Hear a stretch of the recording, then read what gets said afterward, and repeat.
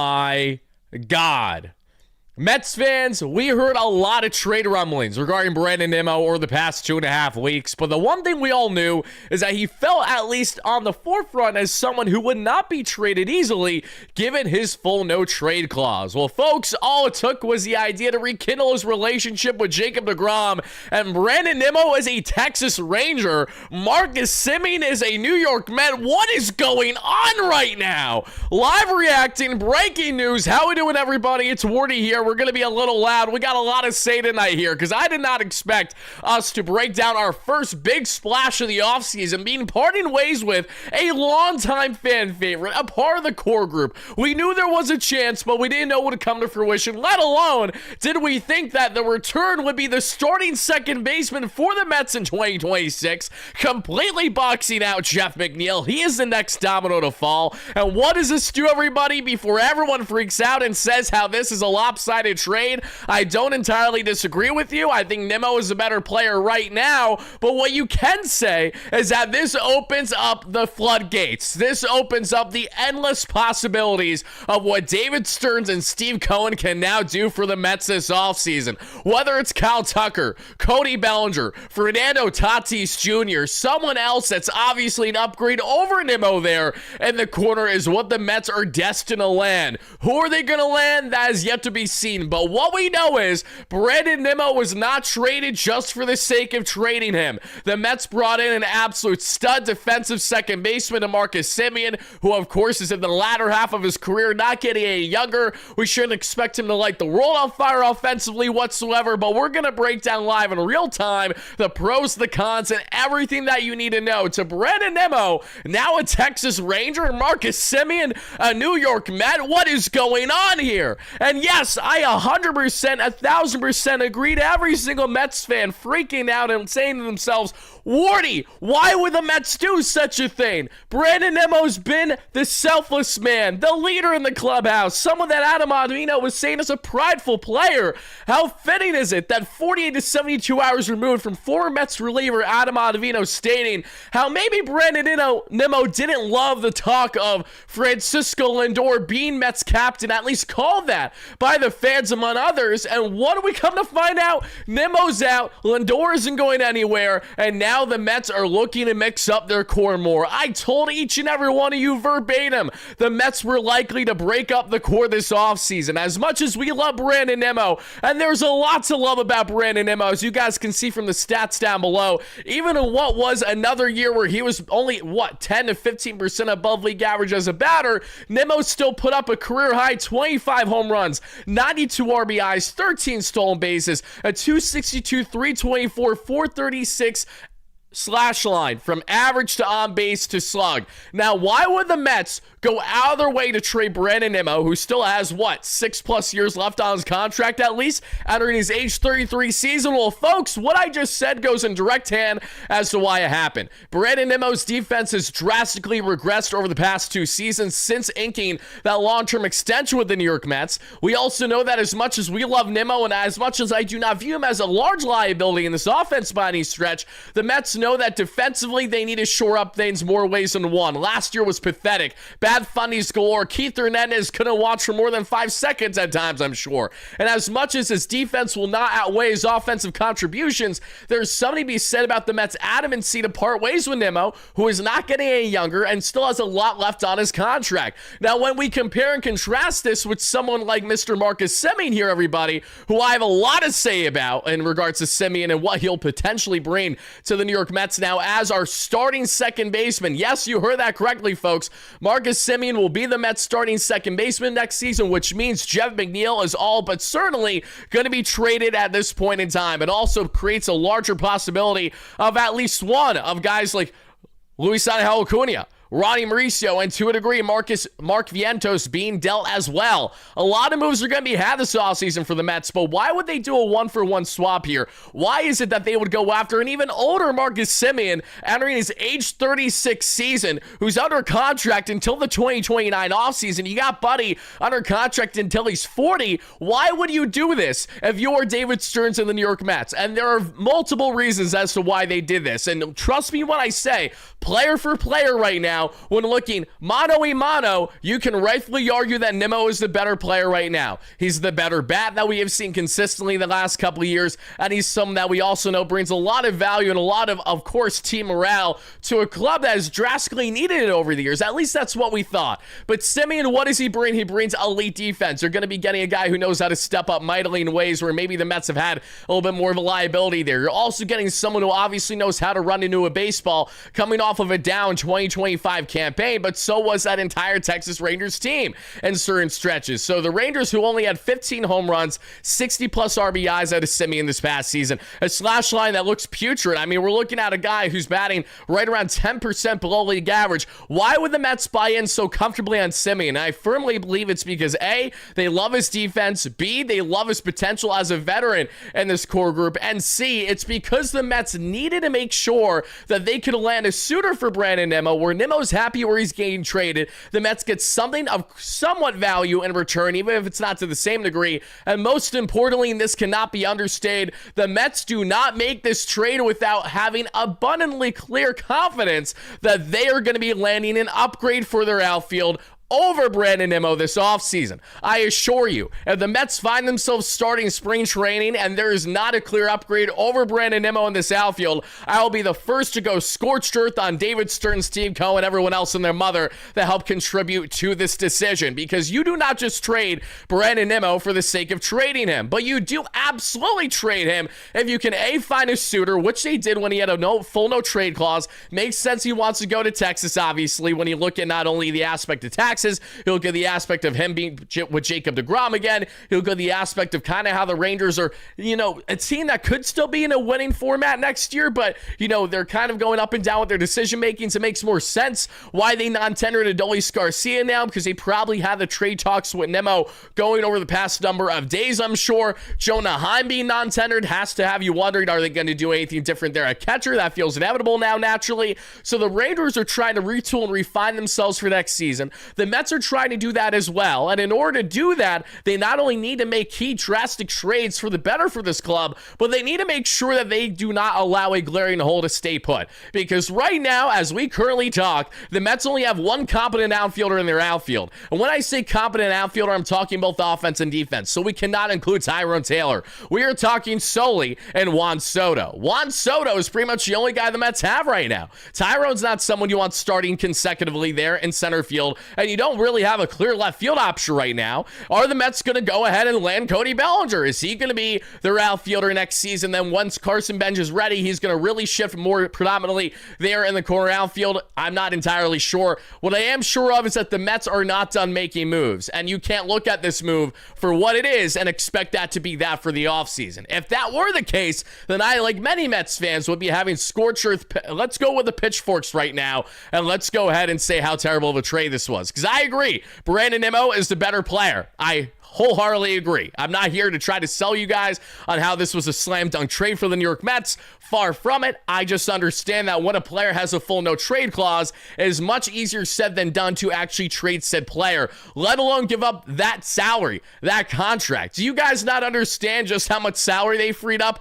by parting ways with Brandon Nimmo? And even though they're bringing in Marcus Semien, who has a big immediate AAV, this is going to be for lesser years too, as a matter of fact, and someone who honestly, who knows if the Mets are even going to have Semien on this team beyond, say, 2 seasons. I think that there's a great reality that the Mets have him for probably 2 years, and then he probably eat the final couple years of his contract. It has Robinson Cano written all over it for those that understand that reference. So now I want to see from you guys. I definitely want to hear how you guys are feeling, what you guys are thinking, and I also got to be honest by saying that either this helps the chances of Pete Alonso returning, because the Mets obviously have comfortable money, not that they didn't before, but they certainly do now, or B, if the Texas Rangers are all in the market to buy this offseason, I would probably be most fearful of the Texas Rangers swooping in and landing Pete Alonso if it's not going to be the other AL team that I'm most concerned about, in the Boston Red Sox. Think about it. You think Alonso wouldn't have an awesome time with Nimmo and deGrom back there in Texas? It almost feels like a match made in heaven. So that may happen. I hope it doesn't happen. But you really do have to think, how much more are the Mets going to deviate away from this current core group. For them to be so willing to do this with Brandon Nimmo and his contract is telling that this is just the tip of the iceberg. Because if that wasn't the case, I really don't think that they pull off this kind of trade. Think about it, everybody. The Mets just traded for a veteran Marcus Semien. Think about that, what that tells you most likely in regards to Jet Williams, okay? Not that there can't be a role where Jet Williams gets reps next year, but let's be honest. You don't trade for Marcus Semien and his contract at minimum without believing that there's a chance there that he's going to be your starting second baseman potentially all of next season. Or B, is there a role where, you know what they say, as inflated of a contract that this is right now, we're really just taking this off for the sake of making this trade happen from Amato Imato here, 1-for-1.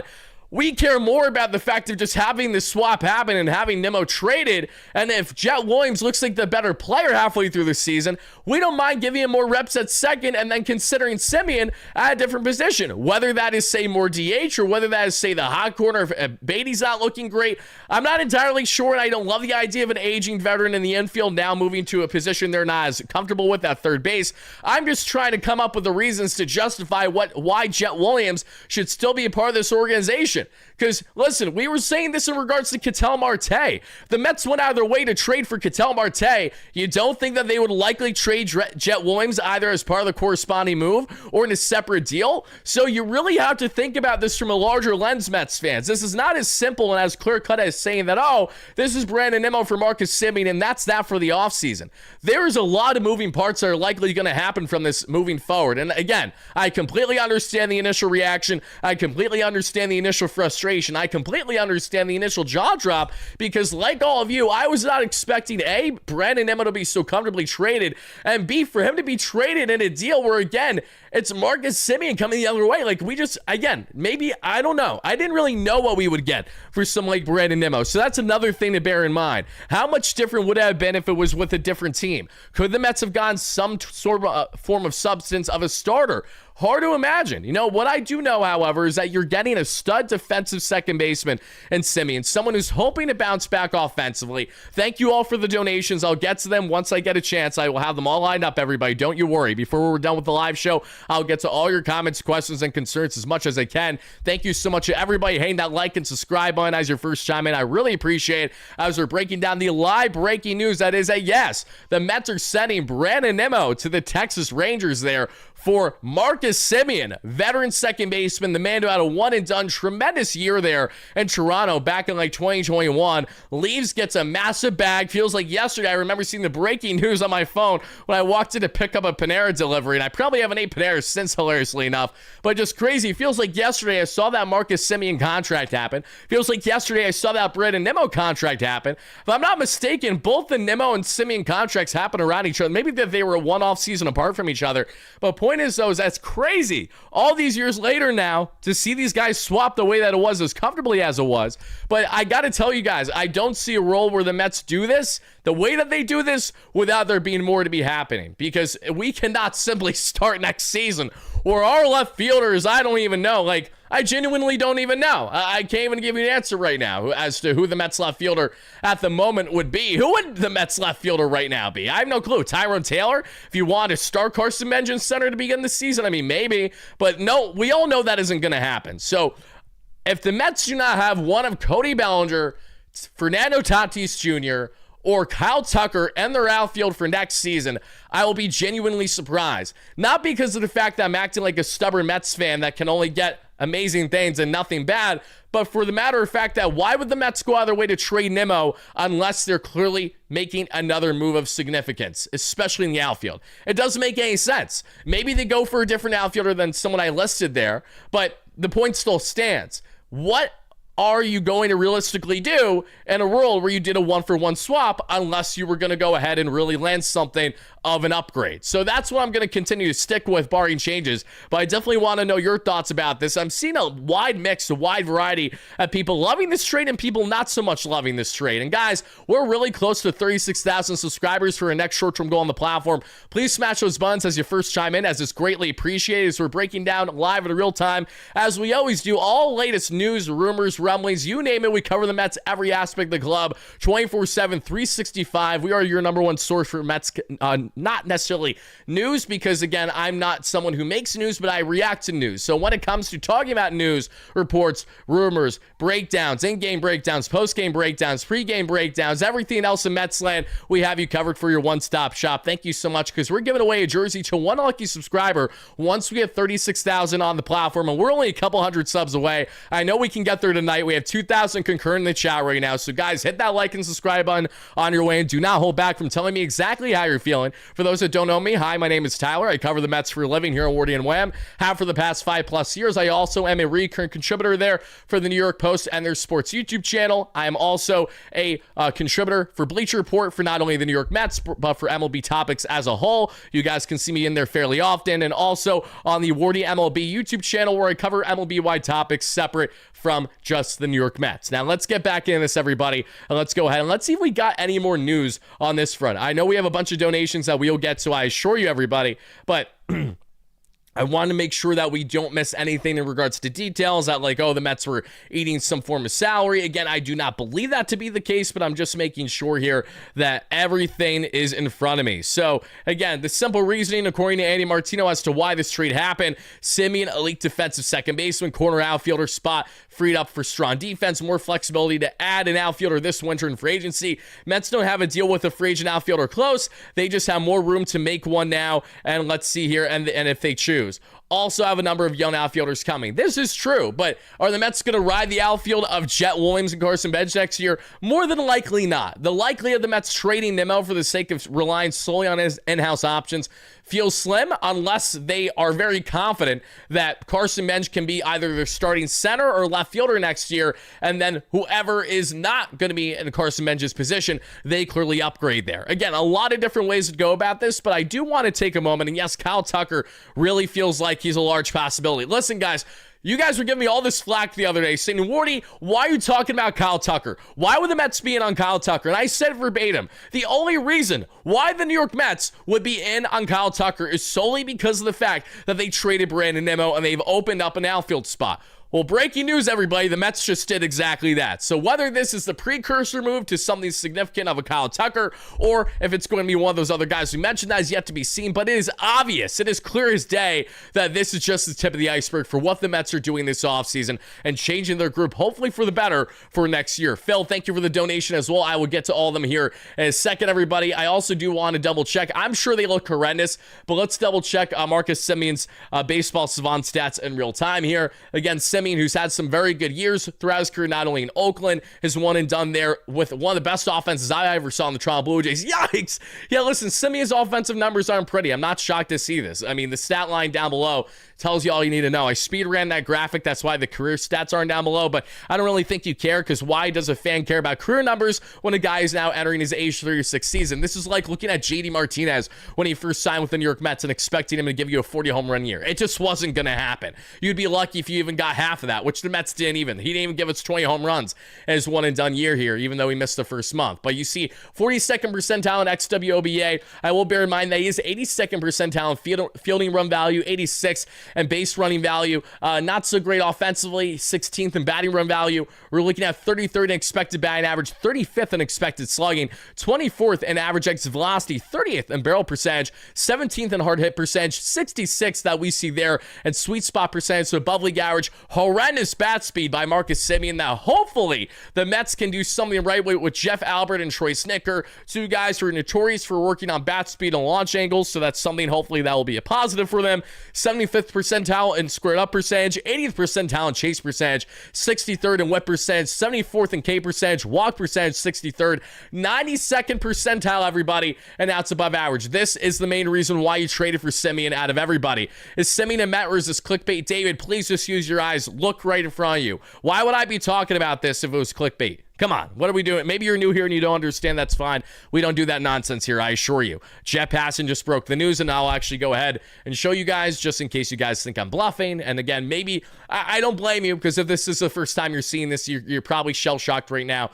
This is all understandable. I get it. 81st percentile in sprint speed, so a guy that can hopefully be a strong base runner for us next year. Even though we don't have Antoine Richardson, hopefully Gilbert Gomez, who is an exciting hire for the Mets as our first base coach, who helped the High A Brooklyn Cyclones not only win the High A championship this year in the minor leagues, but also helped them to the best team in all their league in stolen bases, with 257 to be exact. So the Mets are hoping to get more of that pep in their step with great reads from first base with their first base coach, from Antoine Richardson, now passing baton here, even though it's not so much a easy pass baton, but still it's happening nonetheless, to Gilbert Gomez, and we'll see how that transition happens. Semien, we know we don't have to really worry much about his defense in the base running. That'll be superior. The offense is where he's more than likely going to be league average, probably at best. Maybe he'll be better. We'll see, because this Mets offense is definitely deeper than what he had with the Texas Rangers last year. And he also is, we should just bear in mind, one season removed from 23 home runs, 101 runs scored,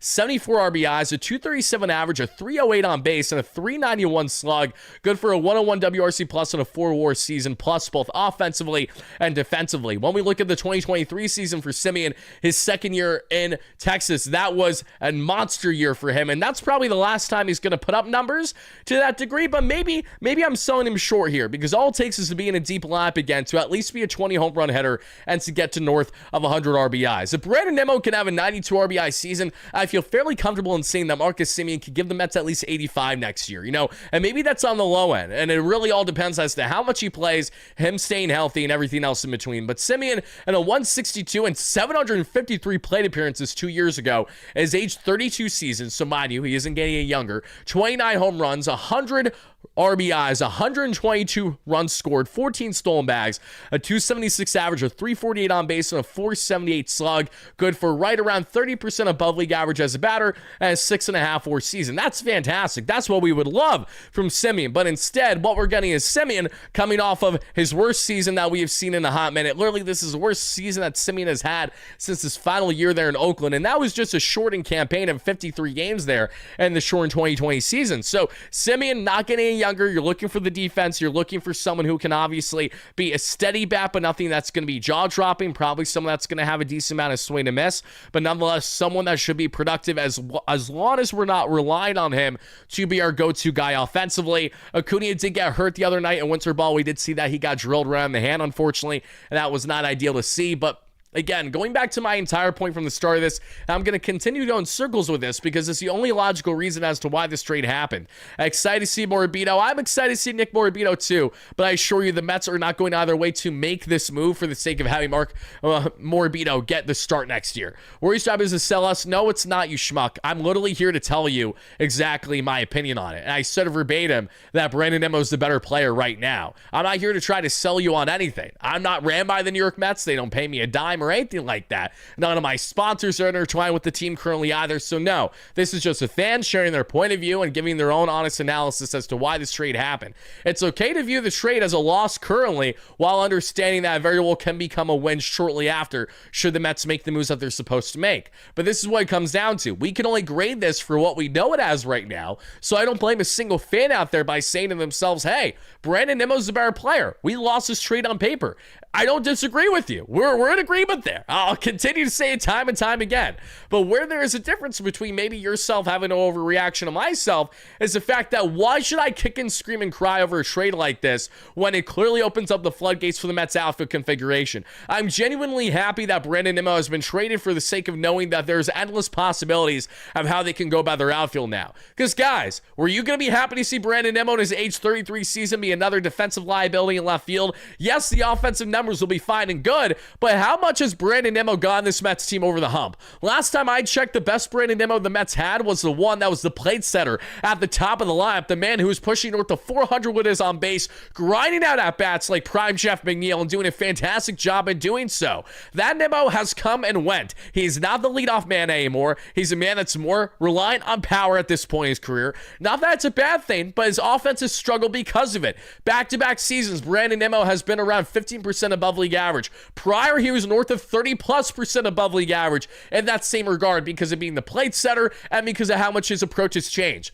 When the Mets extended Brandon Nimmo to his long-term contract, he still had more of a plate approach that had heavy on-base ability. But year after year, one by one, we've seen this continue to trickle down. Nimmo's a good player, not a great player, a great team morale guy, a selfless man, someone who I'm really going to miss being in Flushing, Queens as a Mets fan. Nimmo is one of my favorite Mets I've ever seen as a New York Met. I was grateful and privileged to see him break out in his rookie seasons. Feels like yesterday he was involved in trade rumors with guys like Jay Bruce. They didn't happen. The Mets still traded for Jay Bruce in the end, and that was for Dilson Herrera instead. That was an easy win, even though a lot of fans still did not like Jay Bruce because he was scared of his own shadow half the time, it felt like, and always had to adjust his damn shoulder and do like that little arm reach every single time his game set for his swing, drove me nuts. Point is, Brandon Nimmo, there is no ill will against the man whatsoever. I love him to death. I'm really upset to see him go. But you have to start to push emotions aside if you want to focus on winning. That's what the Mets are clearly trying to do. This core group has gotten them nowhere. They're not going to win anytime soon with the core of Nimmo, Soto, Alonso, as much as we would love and hope it would happen. And it's not happened, and it's not going to happen. Now, you could say to yourself, but Tyler, the rotation was the main issue last season. It wasn't as much the core as it was the rotation. I don't disagree with you there, but the point still stands. It takes everyone to tango here. There's no I in team. So the more that we look at this and say, okay, well, let's give another benefit of the doubt for this core group to run it back again. And then when they don't do anything, when we don't make playoffs, or when we're another quick first round exit, what is the reaction going to be then? So I'm sorry. I don't know about you guys. I care most about winning. And I care a hell of a lot about trying to make a difference for the sake of change being better moving forward. Once more, I get it. Marcus Semien is a grizzled vet. You could say he's a schmuck. You could say this. You could say that. I don't care. It ain't going to hurt me. I'm just the guy talking about the move as a fellow diehard fan. But I do care about the fact that there are fans out there that'll somehow, someway realistically believe that this trade is the end-all be-all for the team this year. That they're not going to do anything else. That this is it. Now, all right, spring training starts tomorrow. I'm like, please, with all due respect, get your head out of your derriere. That is not what is happening here. The Mets clearly made this move, and a concise move, for the sake of having more things to happen moving forward. Now, again, do I think that this is a trade that is something that a lot of Mets fans are going to love moving forward? No, I don't. I think we're going to see a guy like Brandon Nimmo have a very good time in Texas, especially playing indoors half the season potentially, depending on how much they keep that dome closed. I think Nimmo's going to thrive. I think we're going to see him hit tanks. I think him and Jacob deGrom are going to go on a run next year. I think the Texas Rangers are going to make playoffs with Jacob deGrom, Nathan Eovaldi, Brandon Nimmo, and that grizzled vet roster. And yes, it is going to upset me to a degree when I see it happen. But at the same time, what will upset me most is if the Mets traded Brandon Nimmo and we get to next season, they upgrade their outfield with whatever outfielder that might be. And again, we can continue to go down the laundry list of options, but we're still going to look at it and say, oh my God, you mean to tell me we traded Brandon Nimmo? He goes ahead and wins a championship with the Rangers, and the Mets in hand don't even make playoffs? Then that is where I think every Mets fan rightfully can get the pitchforks continued, go scorched earth and say, listen, David, even if everything isn't your fault here, we got to blame you. You got to be our scapegoat now because this is not justified. This is horrendous. So all I have to say, everybody, is that this is a wild one. This is a wild one. Out of all things that could have been a trade today, I did not have on my bingo card that it was going to be one Nimmo, but two Semien. That's just so wild to me. Unbelievably wild, everybody. And again, if you guys are first chiming in, folks, for breaking down the latest here, 1-for-1 swap, Brandon Nimmo for Marcus Semien. Let's go ahead and start to answer your donations, everybody. And then we're going to continue to get on with the live show. To everybody watching on a replay, let me know your live reactions live now, and I'll replay. I greatly appreciate everybody. And folks, I'll just tell you this. I'm not giving anything away because I literally can't, because a lot of things are also very premature. I would be lying if I did not say that I have heard rumblings in the industry privately this offseason regarding people, and they know who they are, that have relayed very strong and important information regarding the Mets this offseason. And one of which was not only the adamancy to trade Brandon Nimmo, but for the importance of clearly they're going to upgrade there. And yes, there have been names that have been floated my way, but I can't speak on them yet. But the reason why, again, I'm not kicking and screaming and crying is because I am confident that the Mets are going to be doing something that I think Mets fans are going to be very happy about. So to be determined as to what exactly that move is going to be, but you guys know me. I'm very much the type of guy that overreacts to a lot of Mets news, a lot of trades, a lot of signings, a lot of post games. Why is Wardy not kicking and screaming in a 1-for-1 Brandon Nimmo Marcus Semien swap when Marcus Semien is clearly the more regressing player between the two? Just think about it. I'll leave you with that. Now let's get on to these donations. And I don't know where we're at in the like count, everybody. We're only, not even 230 likes. Continue to smash that like and subscribe on, everybody. Help us get to our short-term goal of 500 live show. I really do appreciate that. Let's get to these donations as well, because I know we have an abundance of them. I would love to answer at least a couple. But once we hit 500 likes, everybody, I'm going to be shouting out a bunch of you guys in the live chat, everybody who's been going out of their way to smash those buttons. So thank you kindly for that. But let's go ahead and let's answer some of these super chats real quick, and then let's continue on here. We got, all right, all the way on the top. We got Cherno, great member of 16 months. I'm burning a candle and praying for Tucker in right field. Okay, we got Phil Devlin with the 733.9. Thank you so much for the membership, my friend, the Mets membership. Very happy to have you part of the community. Michael Hoff says David Stearns is drunk. He's drunk, but maybe he's drunk in the best way possible. We'll just have to see. Appreciate the donation, Michael. Justin with Chudaha. Tatis is a Mets watch. Listen, if Fernando Tatis Jr. is a Met next season, not a single fan is complaining about Brandon Nimmo being traded. Okay, we got Narvaez with a $5 holla. This is a mistake. Nimmo is very good and Semien is older. Worse numbers, and how many infielders does Stearns want? Ridiculous. Stearns needs to go. Matthew Martell says with a $5 holla. I mean, we're all thinking the same thing, right? There's no way this trade gets made unless there's a bigger plan with bigger offseason splashes. Steve LFGM says with a $5 holla. This is a precursor for other moves. People need to relax. Nimmo had lost a step. Appreciate what he did for the Mets. Time for a change. I like the way you think there, Steve. I do. Thank you for that donation. Nicholas with a $2 holla. Insane trade. Hyundai Club seats on me, Wardy. Oh, Nicholas, thank you so much. I appreciate that. Absolutely. Let's make that happen for next season. Who says no? Caleb with a $2 holla. I'm so heartbroken right now. Feels like a breakup. And it's a very unfortunate breakup is what it is. We all love Brandon Nimmo. This is nothing personal. It's just a shame that's actually coming to fruition now.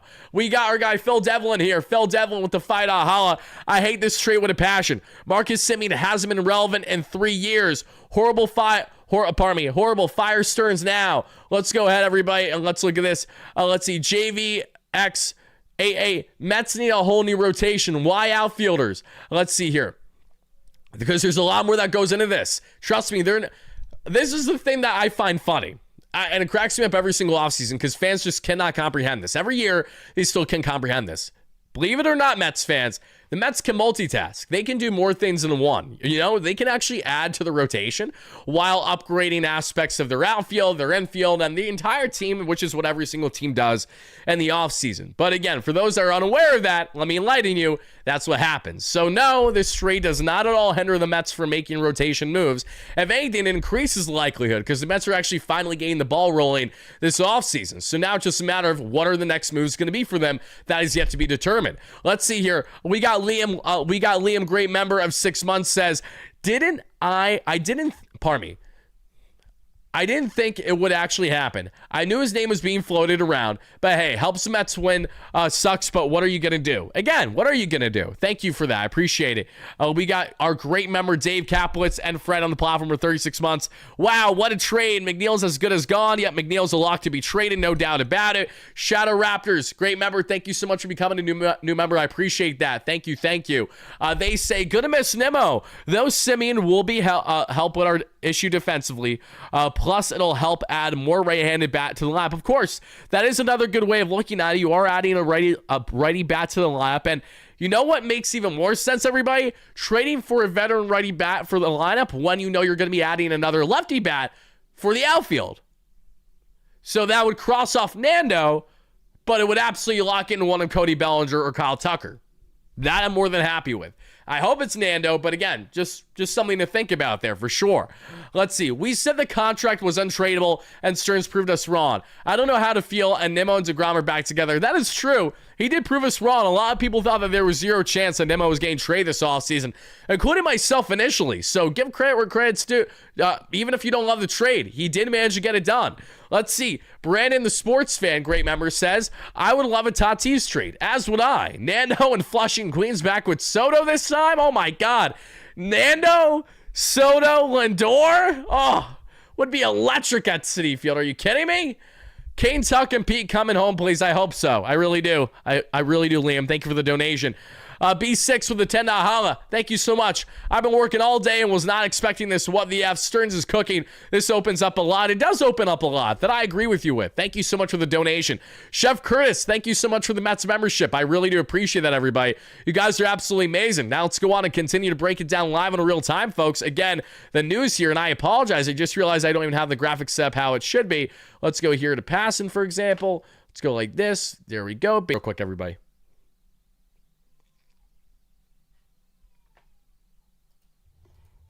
Brandon Nimmo to Texas for Marcus Semien. So why? Well, I can explain why, based on what I've heard here this evening. The Mets, of course, looking to get better in their defense. This is a move in that direction, in that at two positions this trade can impact that. Now, Semien is an elite defensive second baseman. Nimmo, not an elite defensive corner outfielder. So what this does is give the Mets a chance to improve their outfield defense.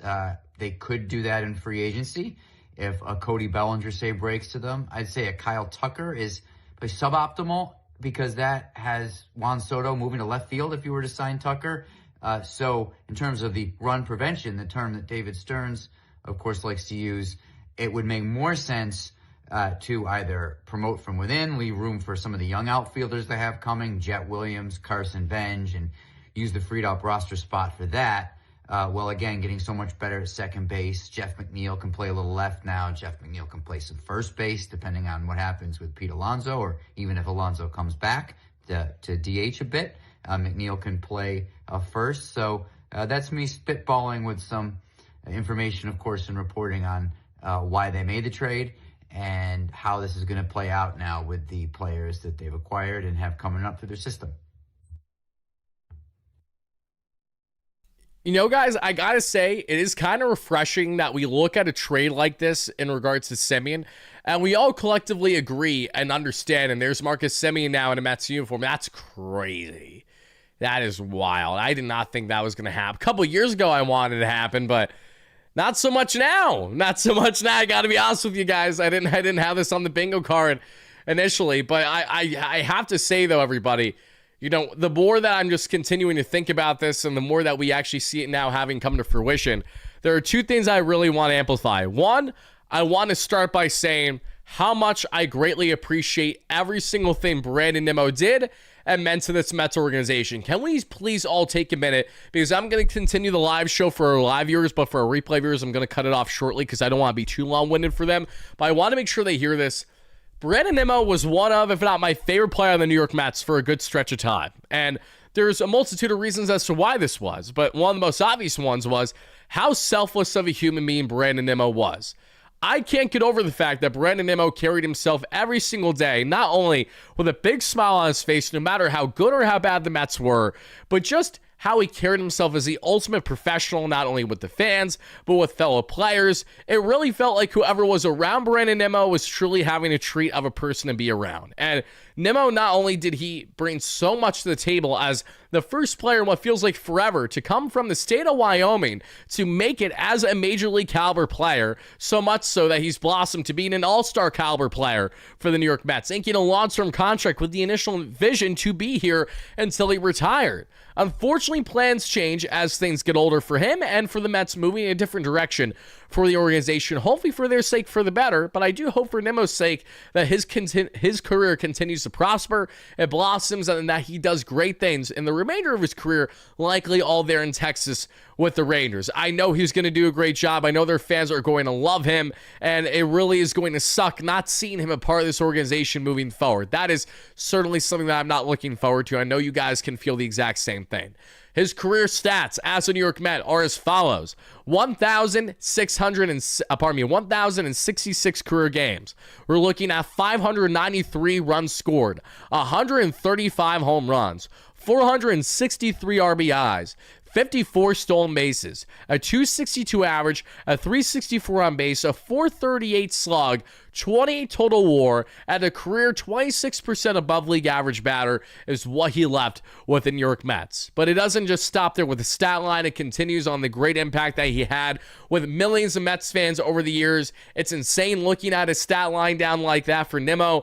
Kind of how I felt with DeGrom and others, where you're with them their entire tenure as a Met. And I know we're going to feel the same when McNeil inevitably gets traded too, but it really is crazy to see how much time he's already spent here, but how the ship has sailed. We come to an end. Brandon Nimmo, from me to you, thank you so much for everything that you brought to this Mets organization.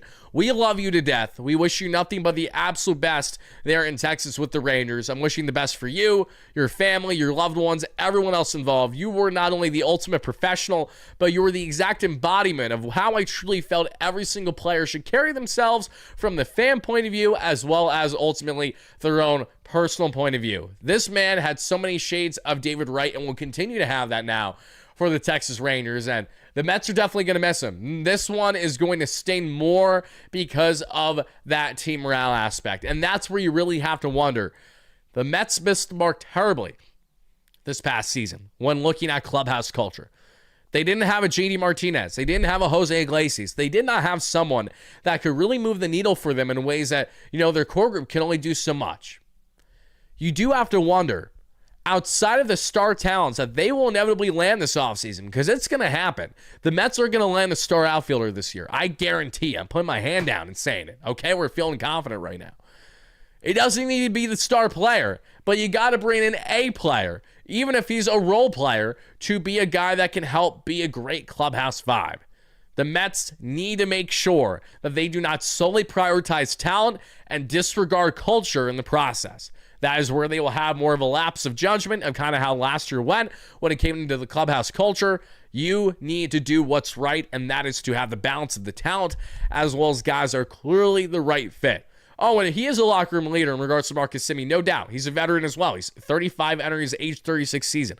Again, Semien isn't a terrible player. He's just a downgrade when we simply compare the two players. Listen, Semien is a better defensive player, night and day difference. That's how much better defensively he is than Nimmo. But they're different positions. For one, the Mets had an abundance of second base options. The Mets looked at Jeff McNeil, Luis Angel Acuna, Chet Williams, Ronnie Mauricio, and you know what they said? We want Marcus Semien. What does that tell you about the Mets' evaluation of their second base options? What it tells you is all of them can be had. Let's start there. You guys think Chet Williams is the prospect the Mets will do everything in their power not to trade? Maybe to a degree, but you don't make this trade without it being more abundantly obvious that you have an appetite to trade them in the right deal, at the right price. So, could Chet be part of an ace caliber trade? Could he be a part of the reason as to the Mets bringing a Tarek Skubal, a Joe Ryan, a Pablo Lopez? I'm not entirely sure. But you have to start to think about all these possibilities because this impacts more than one position, as Andy Martino stated. It's true. This doesn't just impact, the Mets have an outfield spot now. No. And on top of it all, you really think that Marcus Semien, even with that contract, is a lock to play every single day? I assure you, if for some odd reason he becomes a massive liability, the Mets will look to change things. And maybe that's why they hold on to Chet Williams. Maybe that's why they do not even consider trading their top infield prospect. Maybe that right there is why they don't do it. But it's to be determined. A lot of decisions still need to be had for this organization. But what we see right in front of us is that the Mets went out. They made big splashes. And they did a splash. And again, not a lot of people were expecting, but it's here. To everybody first chime in the live at a replay, hit that like and subscribe button on your way, and I really do appreciate it. But Mets fans, we're going to cut off the live show now for all of our all of our replay viewers.